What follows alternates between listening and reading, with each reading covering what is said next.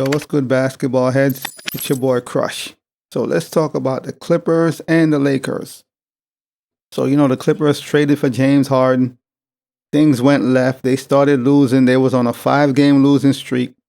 And everybody, the entire NBA fans, Clipper fans, NBA analysts, everybody went crazy. Like, oh, it was a bad trade, which initially it was, because the fit. They gave away a lot of pieces, a lot of wings, defensive players, and it wasn't the ideal fit. So yeah, everybody was like, what's going on? Fast forward to now, Ty Lue finally figured things out. James Harden is playing really well, and they're winning. Another issue was when James Harden arrived, Kawhi took a step back. Kawhi started deferring, and you was like, what's going on with Kawhi? He was playing like trash, couldn't close games. He was averaging under 20 points. Like, that's not Kawhi. What's going on? So Kawhi wasn't playing to his optimal. And fast forward to now, they are on a 9-game winning streak, just won last night. Kawhi's playing like his normal self. The past 6 to 8 games, Kawhi's back. Cyborg is back. He's playing like his normal self.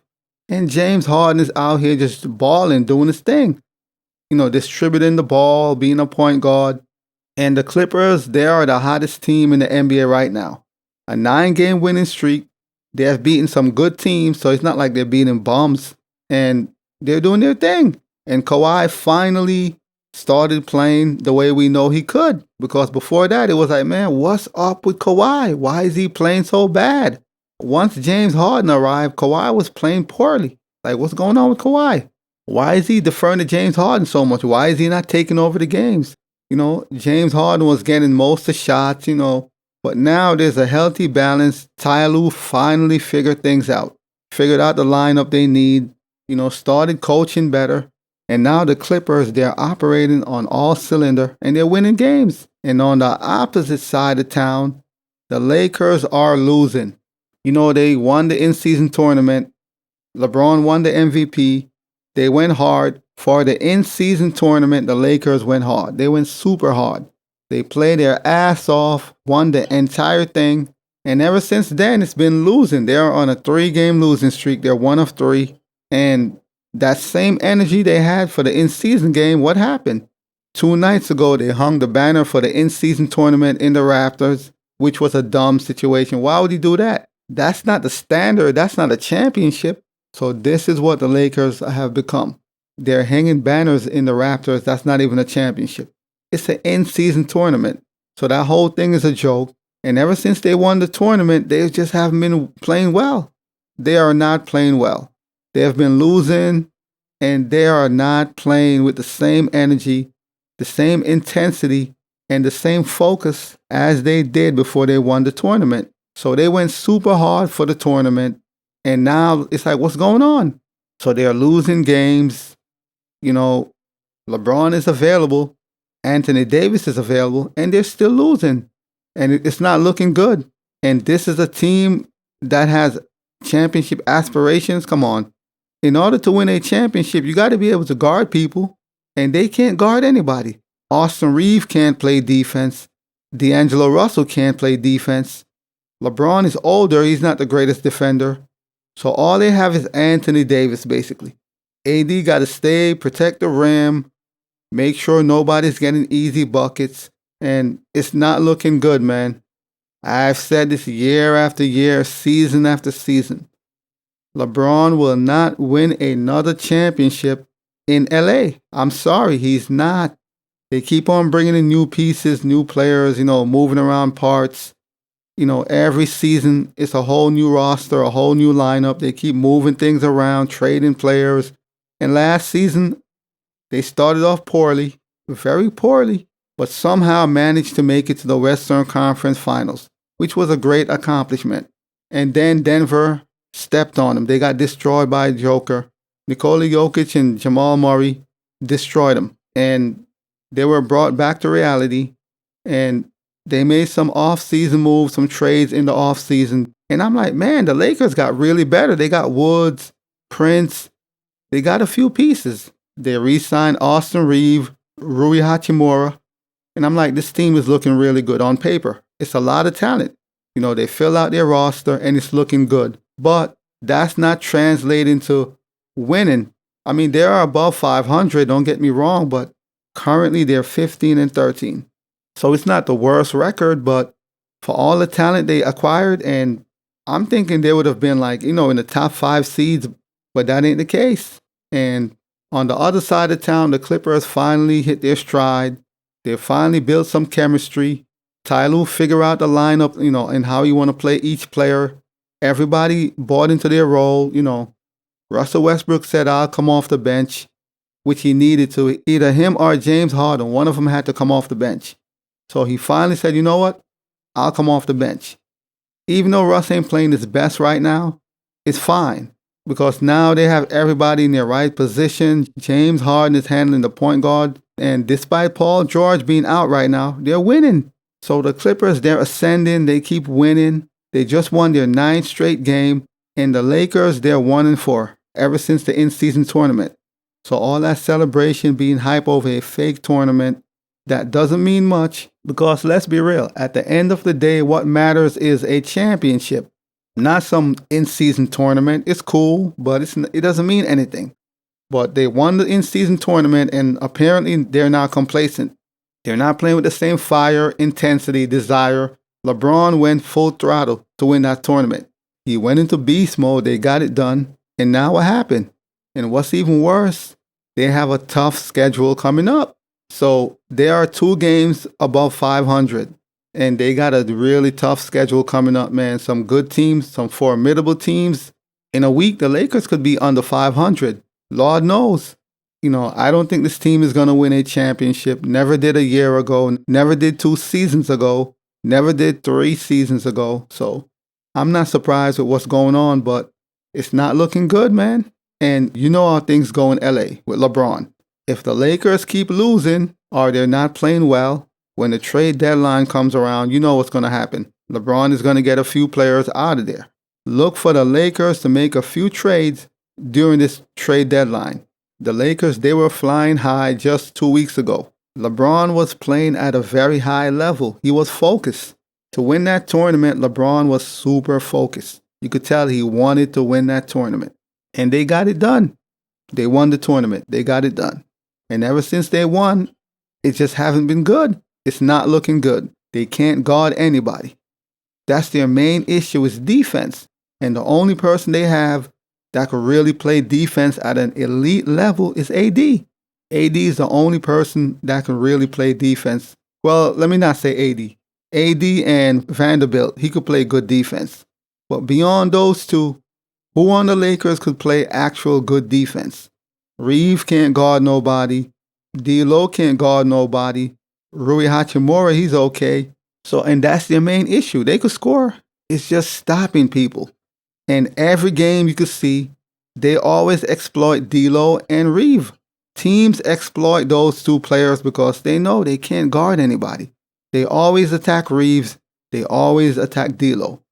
This is a normal occurrence, a normal scenario every game because they can't guard anybody. So Reeve will give you the offense, great, but can he guard his man? No, he cannot. And with the upcoming schedule and all the good teams coming up, it's going to get worse. The Lakers could find themselves under 500 in a blink. If I'm a Laker fan, I would be worried, very worried, because it's not going to get better. They keep thinking LeBron could save him, even if he's playing well. And AD's doing his thing. Anthony Davis been a monster. He's been playing good, very well at that. But their issue is defense, man. That's their main issue. They have to be able to stop other players. And if you can't stop anybody, you can't win games. Simple as that. Unless you're going to outscore them. That's the only way. You're going to either outscore a team or you need to get stops. And the Lakers don't seem like they could stop anybody. And with the upcoming schedule, the Lakers could possibly be 2-4 or 1-5 or even 0-6. It's that crazy. So if I'm a Laker fan, I would be super worried right now. Like, man, it's not looking good. Just last night, the Bulls handled him. DeMar DeRozan gave him the business. No Zach LaVine, no problem. DeMar DeRozan put him to bed. And that's crazy when you have Anthony Davis, LeBron James, Austin Reeves, the whole team is intact, and you lose to the Bulls. That's crazy. But that's what took place last night. Now on to their upcoming schedule. They have the Timberwolves on the 21st, which is tonight. They have the Thunders on the 23rd. They have the Celtics on the 25th. They have the Hornets on the 28th. They might could win that game. Then they have the Timberwolves on the 30th. And they have the Pelicans on the 31st. So looking at that schedule, I'm saying they're going to go either 1-5 or 2-4. I'm calling it right now. 1 of 5 or 2-4. It's not looking good, man. And LeBron can't save you. LeBron could put up great numbers. AD could put up great numbers. But if you don't stop the opposition, play good defense, then you're going to lose. So they're going to have to buckle down, lock in, and play some solid defense. And right now, the Timberwolves are the best team in the West. They're the hottest in the West right now. The Timberwolves are on fire right now. And just a few days back, Anthony Edwards was talking about he loved playing LeBron James one-on-one. He want to cook LeBron James. That's what he was saying. So here's his chance to cook LeBron James. So you know Ant-Man is coming fully focused. So the Lakers got their work cut out for them in these upcoming games, man. And we're going to see how it turns out, man. Hopefully they could get this win tonight. It ain't going to be easy, but they're going to have to dig deep, real deep, and bring that same intensity and fire that they brought in the in-season tournament. What happened? So they won the tournament and went on vacation, while the Clippers are out here balling out of control. They finally hit their stride. Ty Lue figured out some things. Kawhi finally found his rhythm. He's back to being a cyborg, and they're winning games. They're out here laying teams out while the Lakers are getting laid out. So it's crazy right now. It's crazy in LA right now. And if you notice the schedule, a lot of the games are close together, and LeBron is older. That's a load, man, for LeBron to play all these games so condensed, so close together. Yeah, that's going to be tough.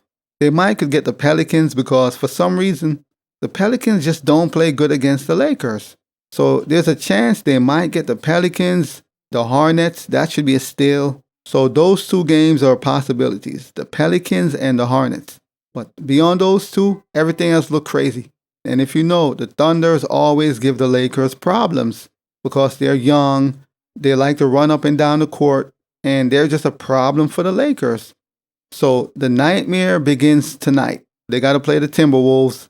A lot of condensed game in December, to close out the year. And it's going to be tough for the Lakers. It's going to be tough. They got to play the Boston Celtics, who currently has the best record in the NBA. That's a L. I'm going to say that right now. That's going to be an L. They could possibly win one of the two games versus the Timberwolves. That's a 50-50. But to be honest, the Lakers' most winnable game comes against the Hornets. That's after Christmas. That's their most winnable games. Everything else is going to be a dogfight. And I'm calling it right now. The Lakers are going to go 2-4 in this 6-game stretch. And that's crazy, but they might secure a win against the Hornets, the Pelicans. So those two, they might be able to secure, and possibly one of the two from the Timberwolves. That's a possibility, but best case scenario, they're going to go 3-3. I don't see them doing better than 3-3. That's the best case scenario. So it's going to be tough, man, but we're going to see how this stretch ends, how it turns out. Can the Lakers dig deep? Because it's not looking good right now. But as always, I'll holla. As always, we just talking basketball. Hit the subscribe button, like, comment, share. Holla at your boy. It's all about the game and how you play it. It's all about the game. I'ma say it. It's all about the game.